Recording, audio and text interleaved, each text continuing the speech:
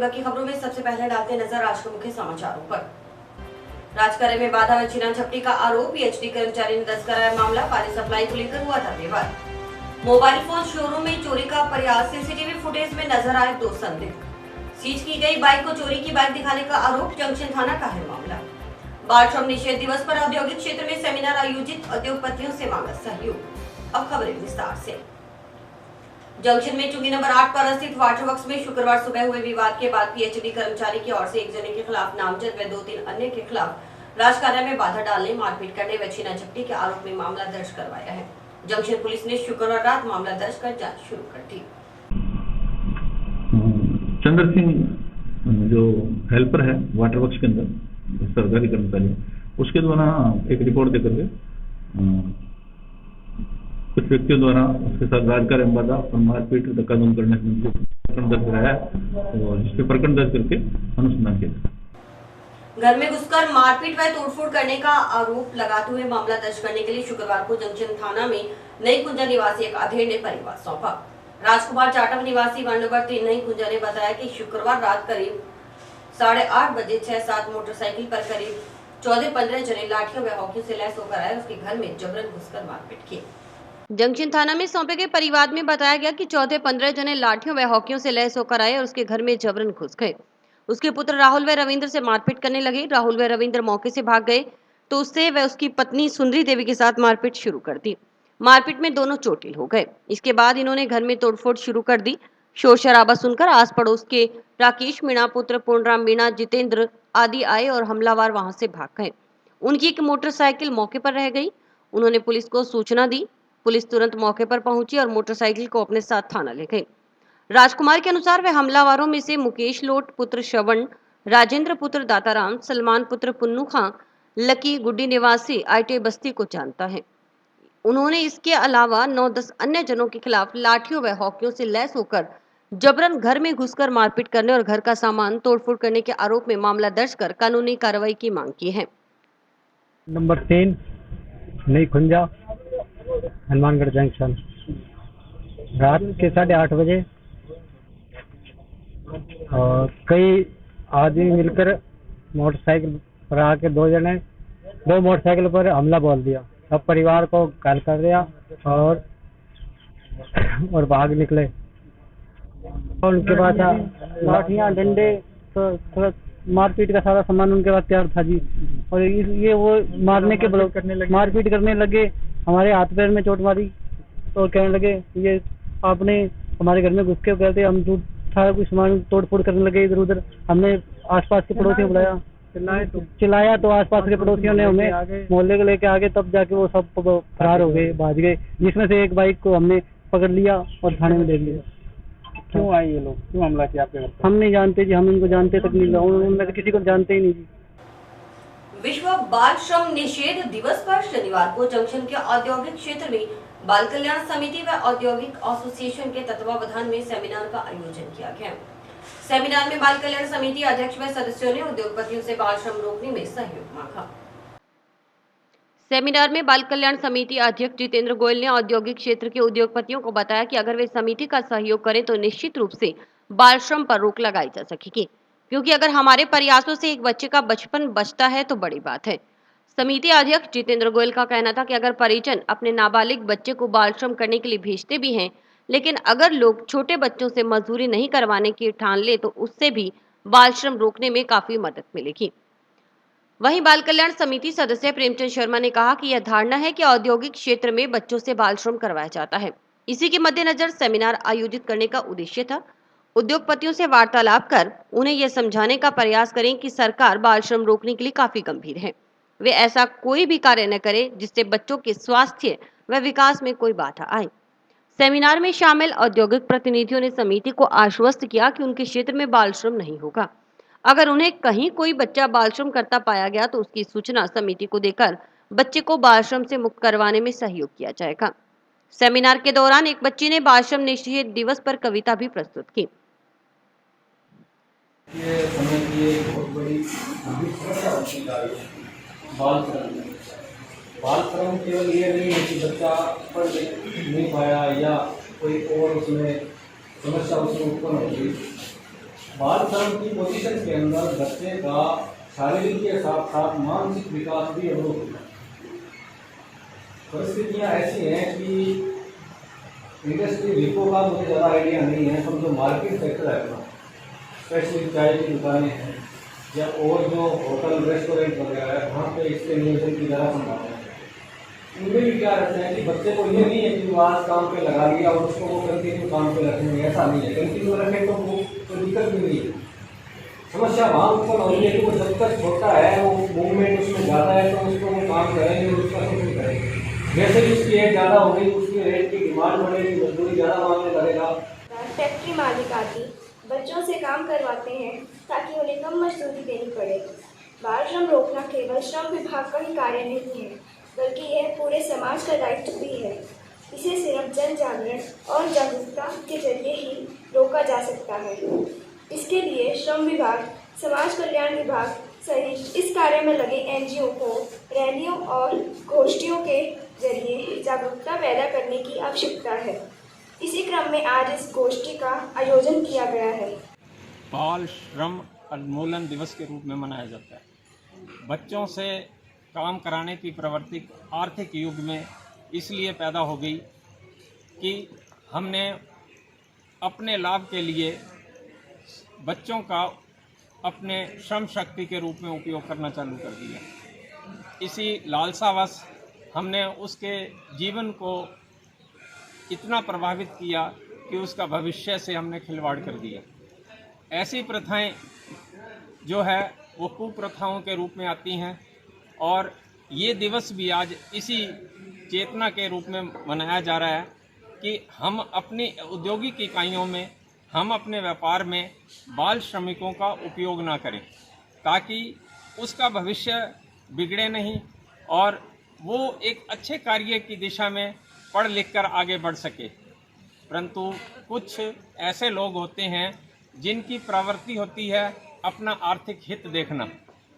इसको रोकने के लिए जन चेतना जरूरी है और इसी चेतना के लिए आज ये प्रोग्राम सारा इसमें आयोजन किया गया, जिसमें बाल कल्याण समिति इसका के सहयोग से यहाँ ये आयोजन किया गया। निषेध दिवस पर रिको में जंक्शन में आज उद्योगपति हैं जो यहाँ पे, उनसे बात करके आज एक सेमिनार का आयोजन किया गया था, जिसमें हमने यही कहा है कि बच्चों के बचपन को बचाना है और इन्होंने आश्वस्त किया है कि हमारे रिको क्षेत्र में एक भी बच्चा बाल श्रम नहीं करता हुआ मिलेगा और हम भविष्य में आपके साथ सहयोगार्थी रहेंगे।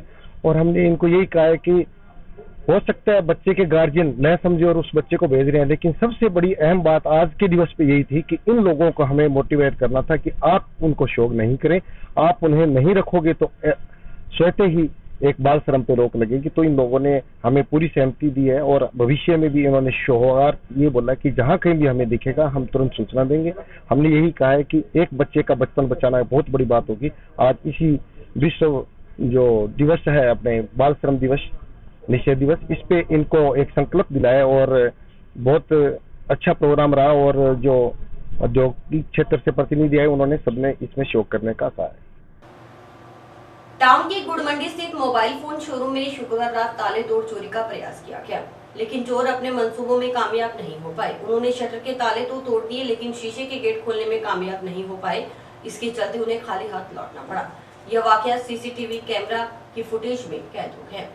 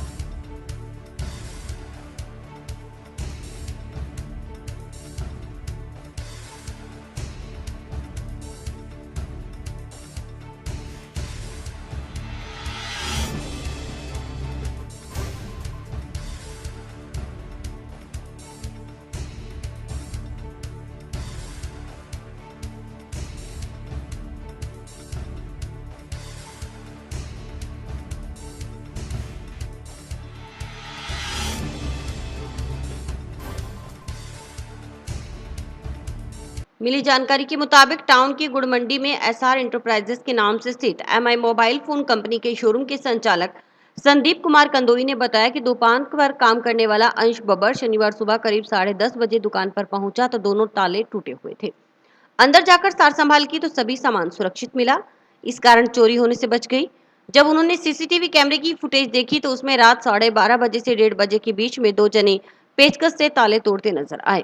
इन्होंने 1 मिनट के अंदर ही दुकान के शटर के दोनों ताले तोड़ अंदर प्रवेश करने का प्रयास किया, लेकिन शीशे का गेट लगा होने के कारण वे अंदर नहीं घुस पाए। इस कारण चोरी की वारदात होने से टल गई। संदीप कंदोई के अनुसार दुकान में काफी सामान पड़ा था तो चोरी होने से बच गया। उधर दुकानदार की सूचना पर टाउन पुलिस मौके पर पहुंची और सीसीटीवी कैमरे चेक कर घटनास्थल का मौका मुआयना किया। तो सुबह 11 बजे करीब लड़के ने दुकान के पास संभाला, वो ताले टूटे हुए थे। उसने देखा, उसकी कॉल आई, अंदर आया तो अंदर तो सब सही था, कुछ भी नुकसान नहीं दिखा, लेकिन दोनों ताले टूटे थे। एक नाली में पड़ा था और दूसरा ताला हमें मिला नहीं। सीसीटीवी देखा, सीसीटीवी में उनके फुटेज मिल गया, वो हम अभी थोड़ी देर में प्रोवाइड करवा देंगे। बब्बर, ये देखिए, ये जो दुकान है, यहाँ पे मैं सुबह 10:30 बजे आया अपना किसी काम से। ये मेरी दुकान है, यहाँ पे मैं आया तो मैंने देखा यहाँ पे ताले टूटे हुए थे, और ताले टूटे होने के बाद हमने जब देखा अंदर तो कुछ नहीं था। हम चोरी होते होते बच गई, पर जब हमने सीसीटीवी चेक करे तो 12:30 से 1:30 बजे के बीच में रात के यहाँ पे ताले तोड़ते हुए दो बंदे नजर आए, जिनका हाथ में पेचकस था, और 1 मिनट के अंदर उन्होंने दोनों ताले तोड़ के और अंदर झांकने की कोशिश और अंदर जाने की कोशिश की, पर ये जो शीशे लगे थे इसके अंदर वो नहीं जा पाए। कोरोना संक्रमण की रोकथाम के लिए राज्य सरकार की ओर से लगाए गए त्रिस्तरीय जन अनुशासन मॉडिफाइड लॉकडाउन 2 के तहत शनिवार को जंक्शन के वार्ड नंबर 9 में नगर परिषद की ओर से कोविड जन जागरूकता अभियान चलाया गया। अभियान के तहत रैली निकालकर आमजन को कोरोना महामारी से बचाव का संदेश दिया गया। कार्यक्रम के मुख्य अतिथि पार्षद मदन बागला व स्वच्छता निरीक्षक जगदीश सिराव ने झंडी दिखाकर रैली को रवाना किया। रैली में एसडीएम प्रभारी भारत भूषण शर्मा, एरिया इंचार्ज नौरंग, नगर परिषद कर्मचारी शामिल रहे। रैली के दौरान आमजन को कोरोना महामारी की जंग से सतर्कता पूर्वक लड़ने और कोविड की पालना करने का संदेश दिया गया। मास्क लगाओ, जीवन बचाओ, हम तो टोकेंगे, मास्क के लिए रोकेंगे, 2 गज की सामाजिक दूरी, मास्क है जरूरी आदि नारे भी लगाए गए। रैली के दौरान मास्क रहित आमजन को मास्क का वितरण किया गया। कोविड गाइडलाइन की पालना के लिए वार्ड वासियों को पंफलेट भी वितरित किए गए। वार्ड नंबर 9 में ये कोरोना से जागृत करने के लिए लोगों को जो रैली निकाली जा रही है, नगर पालिका से जगदीश जी, भरत जी, बाकी सफाई कर्मचारी सारे आए हुए हैं। तो इनका मकसद रैली निकालने का कि भी लोगों को जागृत करने के लिए, एक ऐसी बीमारी है कि इससे बचने के लिए इनको आप सैनिटाइज़र करें, दूरी बना के रखें और मास्क का प्रयोग करें। ये एक ऐसी बीमारी है कि आपके किसी रिश्तेदार के या घर में या पड़ोस में जिनसे आई है उनसे पूछो, जो मैं तो खुद भुगतभोगी हूँ, कि इनसे बचना अति ज़रूरी है। ये गवर्नमेंट आपकी सुविधा के लिए, आपके बचाव के लिए इतना पैसा हेड पे खर्च कर रही है, तो आपको इस पर हर मेरा वार्ड वासियों से निवेदन है, 12 नंबर सेट के लोगों से हाथ जोड़ के विनती है कि आप इससे जितनी बचो तो उसके आप बच के रहें इससे। और चंद दिनों की बात है, आगे से बहुत कम है, और काम अति ज़रूरी है, मैं ये भी समझता हूँ, लेकिन काम से ज़रूरी ज़िंदगी है। तो आप ये गवर्नमेंट ऐड करती है, इस पर फिर हाथ जोड़ के विनती है कि आप अमल करें। जिला कलेक्टर नथमल डिडेल ने गोलूवाला सीएससी का औचक निरीक्षण किया। इस दौरान कलेक्टर ने सीएससी इंचार्ज से ओपीडी, डिलीवरी केसेज, वार्ड में भर्ती मरीजों की संख्या, ऑक्सीजन सप्लाई, दवाओं की उपलब्धता, सीएससी पर होने वाली जांच इत्यादि के बारे में विस्तार से जानकारी ली। CSC incharge doctor Narendra Godara ने बताया कि अभी ओपीडी प्रतिदिन करीब 200 है। डिलीवरी केसेज पिछले महीने करीब 17 थी। कोरोना काल में डिलीवरी केसेज कम हुए। 2 महीने पहले डिलीवरी करीब 55 से 60 प्रति माह होती थी। वहीं वार्ड में ऑक्सीजन सिलेंडर्स की पर्याप्त व्यवस्था है। कलेक्टर के निरीक्षण के दौरान उनके साथ तहसीलदार विनोद गोदारा, नायब तहसीलदार Vishwa Prakash Charan, CSC incharge doctor Narendra Godara, medical officer doctor Chirag Modi समेत सीएससी का स्टाफ मौजूद था। उधर कलेक्टर नथमल डिडेल ने खोतावाली पीएससी का भी औचक निरीक्षण किया। इस दौरान पीएससी में मास्क बिना नजर आए सीनियर नर्सिंग ऑफिसर का चालान काटने के निर्देश कलेक्टर ने तहसीलदार को दिए। तहसीलदार ने 1000 का चालान काटा। कलेक्टर ने पीएससी में उपलब्ध दवाओं, delivery cases, vaccination, antigen test, PSC पर होने वाली जांचों, स्वास्थ्य सहायकों की ज्वाइनिंग इत्यादि के बारे में विस्तृत जानकारी ली। साथ ही वार्ड का निरीक्षण भी किया। गौरतलब है कि खोतावाली पीएससी पिछले 3 साल से कायाकल्प अवार्ड जीत चुकी है। साथ ही नेशनल क्वालिटी एश्योरेंस पुरस्कार के लिए भी चयनित है। कलेक्टर ने निरीक्षण के दौरान senior nursing officer Rai Sahab Kasniya, GNM Bhanu Pratap, pharmacist Ram Gopal, ANM Sulochana Devi, MPW Bhadaram आदि उपस्थित थे। पिछले महीने लिए ये कोविड वाले उसमें 17 रुपये अब वापस बढ़ने लगी है। अब बड़ा काफ़ी करके कि क्या क्या आवश्यकता है, आवश्यकताओं को प्रायोरिटी के हिसाब से आपके अच्छे एक्टिव लोग कर सकते हैं। बाकी पीछे जगह बहुत ज़्यादा पड़ी है, पीछे ये जगह जो है इससे भी ज़्यादा जगह पीछे पीछे खाली कोरोना वाला एक लगा लिया 84 दिन बाद होता है। वेयर हाउस कम है यहाँ, वेयर हाउस की वजह से ओपन में लगा नहीं रहे, वेयर हाउस है नहीं, 2.5 लाख कट्टे बाजार में पड़े। टाउन के अपेक्स क्लब की ओर से शनिवार को एमजीएम राजकीय जिला चिकित्सालय में कपड़े से बने हुए थैलों का वितरण किया गया। इस दौरान पीएमओ डॉक्टर दीपक मित्र सैनी सहित क्लब सदस्यों ने जिला अस्पताल में आने वाले मरीजों के परिजनों को कपड़े से बने थैले बांटकर पॉलीथीन का उपयोग नहीं करने की अपील की। अपेक्स क्लब अध्यक्ष डॉक्टर ब्रिजेश कौर ने बताया कि प्रधानमंत्री की स्वच्छ भारत क्लीन भारत प्लास्टिक मुक्त भारत की अपील के तहत हनुमानगढ़ प्लास्टिक थैली से मुक्त को मद्देनजर रखते हुए क्लब की ओर से कपड़े के 2000 थैले वितरित किए गए हैं। उन्होंने बताया कि जब मरीज अस्पताल में आता है तो उसके पास दवाई पर्ची, दवाएं, अन्य सामान होता है जो अक्सर प्लास्टिक की थैली में होता है। प्लास्टिक की थैलियां इधर उधर फेंकने से नालियां ब्लॉक हो जाती हैं और निराश्रित पशु इन्हें खा लेते हैं, जिससे उनकी जान चली जाती है। इसी को ध्यान में रखते हुए क्लब ने कपड़े के बैग निःशुल्क वितरण करने का निर्णय लिया।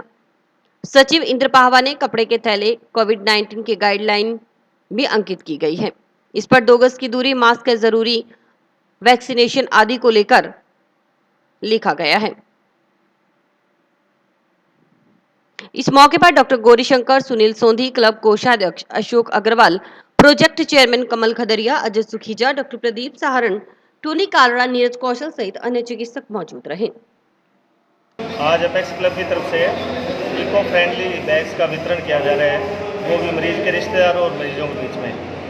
इको फ्रेंडली के 2 फ़ायदे हैं कि एक तो सबसे बड़ी बात तो ये है कि लंबा चलता है, दूसरा प्लास्टिक का जो दुष्प्रभाव है वो नहीं आएगा। ये कॉटन के बने हुए हैं और जिससे अपने समय और इसके ऊपर समाज के लिए अपने संदेश प्रिंट करवाया हुआ है, जिसमें बेटी बचाओ बेटी पढ़ाओ, पर्यावरण रक्षा है तो अपने जन्मदिन पर एक वृक्ष लगाएं, प्लास्टिक की थैली का उपयोग ना करें, कचरा सड़क पर न फेंकें। और कोविड के समय में हम लोगों ने 2 गज की दूरी, मास्क है जरूरी और मास्क का प्रयोग अवश्य करें। और वैक्सीन के लिए अवेयरनेस प्रोग्राम भी है इसमें कि वैक्सीन अवश्य लगाएं, जिससे अपने समाज और अपन सब लोग बचे रहेंगे। वैक्सीन अति आवश्यक है, हमारी सब लोगों से अपील है कि सब वैक्सीन को जितना जल्दी हो उसके लगवाएं और तो बचे रहेंगे। इसलिए स्वयं की सुरक्षा, समाज की सुरक्षा, देश की सुरक्षा, सब लोग अपनी सुरक्षा करेंगे तो देश बचेगा। जून माह में पिछले कई दिनों से पड़ रही भीषण गर्मी से शनिवार शाम जिला मुख्यालय पर हुई बारिश से लोगों को गर्मी और उमस से राहत मिली। मौसम विभाग की जारी चेतावनी के अनुसार थंडरस्टॉर्म के तहत हुई बारिश में लोगों के चेहरों पर मुस्कान आ गई। किसानों के मुताबिक जिले में हो रही बारिश से बिजाई की गई फसल और आगामी बही जाने वाली फसलों को फायदा मिलेगा। उधर मौसम विभाग ने चेताया है कि 2 दिनों में मौसम शिव शक्ति रहने की संभावना है। वहीं 15 और 16 जून को तेज आंधी की आशंका भी जताई जा रही है।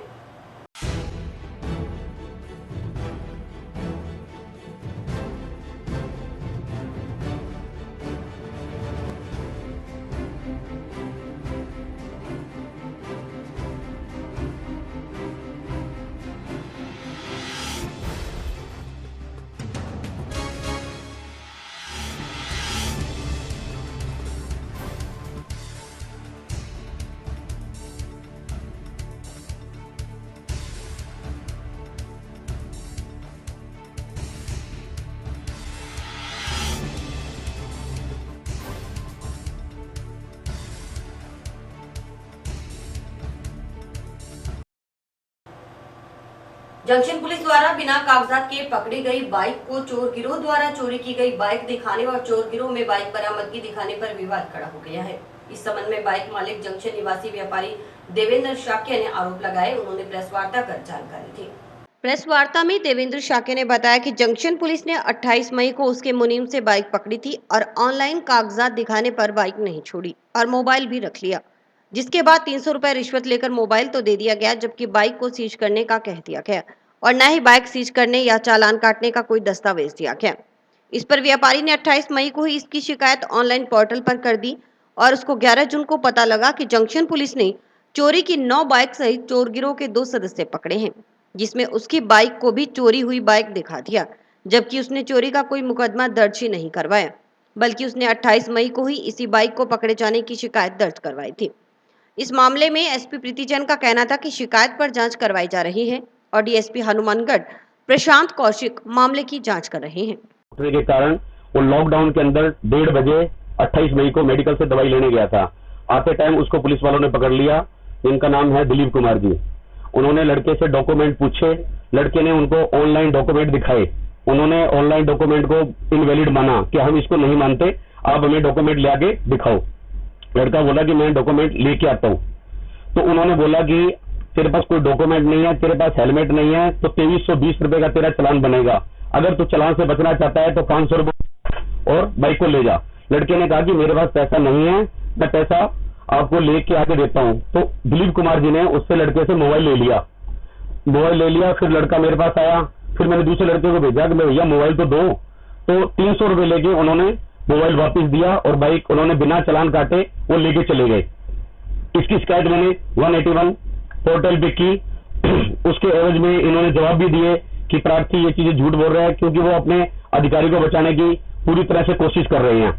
उसके बाद बाइक का कोई गिरोह पकड़ा गया। उसके अंदर जो मैंने अपनी बाइक थी उसका मैंने अभी जमानत नहीं कराई थी, उसे छुड़ाया नहीं था, लेकिन उस बाइक को इन्होंने चोरी के रिसिप्ट दिखा दी।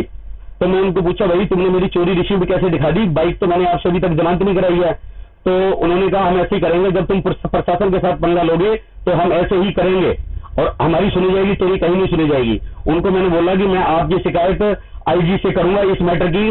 आप हम पे दबाव बना रहे हैं, ना आपने हमारे बयान लिए, आप अपने मर्जी ढंग से, मनमाने ढंग से आप सारे कार्य कर रहे हैं कि आईजी को हम मंथली देते हैं, आईजी हमारी सुनेगा, आईजी आपकी नहीं सुनेगा। और मैं बहुत ही परेशान हूँ। बाइक मेरी वहां खड़ी है, जो काम धंधा करने में मुझे बहुत ही परेशानी हो रही है और मेरी कहीं भी सुनवाई नहीं की जा रही है। पुलिस प्रशासन मेरे पे हर तरह से दबाव बनाने की कोशिश कर रहा है। मेरा उच्च अधिकारियों से निवेदन है कि इनके खिलाफ सख्त से सख्त कार्रवाई की जाए व इनको तुरंत प्रभाव से सस्पेंड किया जाए। इसके अंदर, इस खेल के अंदर जो मास्टरमाइंड है वो दिलीप कुमार है। अभी उनके द्वारा जो प्रेस कॉन्फ्रेंस की गई है, जो व्यापारी महोदय हैं, उसका वीडियो मैंने भी देखा, जो उन्होंने बात कही है। उन्होंने कुछ तथ्य उसमें दिए हैं, तो मैं जो तथ्य उन्होंने बताए हैं उसके आधार पे, और जो बाइक चोरी की अभी कुछ वारदातें हुई थी उसमें हमने एक गैंग को पकड़ा। उनके द्वारा पूरे हनुमानगढ़ में 9 बाइक चोरी जो की गई थी उनको जब्त भी किया गया है। उसमें उनका ये कहना है कि उनकी भी बाइक है, तो एक बार इस फैक्ट को पता लगा लेंगे, क्योंकि यदि कोई बाइक चोरी की है तो उसकी निश्चित रूप से एक FIR भी दर्ज होती है और उसके बाद उसका जो ओनर है उसके पेपर्स भी होते हैं। यदि इस टाइप की कोई चीज़ है कि कोई किसी ने जानबूझकर, जो कि आरोप लगा रहे हैं कि मेरी बाइक को चोरी की बाइक हुआ दिखा दिया, और या फिर अनजाने में हुआ, एक बार इस पूरे बिंदु की गहनता से जांच करवा के मैं निश्चित रूप से इसमें सही कार्रवाई सुनिश्चित करवाऊंगी। जांच अधिकारी को नियुक्त किया ना? सीओ साहब हनुमानगढ़ को भी मैंने मौखिक निर्देश दिए हैं। अभी मैं लिखित में भी डायरेक्शन जारी कर रही हूँ कि आप इस पूरे मसले की जांच करके मुझे आज ही रिपोर्ट करें। बाल श्रम विभाग की ओर से अंतर्राष्ट्रीय बाल श्रम विरोधी दिवस पर एक जगह पर औचक निरीक्षण किया गया। इस दौरान यहाँ एक बच्चा काम करता हुआ पाया गया। वहीं बाल कल्याण समिति अध्यक्ष ने संबंधित व्यक्ति को 7 दिन का नोटिस देकर चेतावनी दी है। वहीं मौके पर बच्चे के परिजन आ गए और लॉकडाउन का हवाला देते हुए काम पर भेजने की बात कही। अध्यक्ष ने कहा कि जिले को बाल श्रम मुक्त करने के लिए रविवार से सघन अभियान चलाया जाएगा।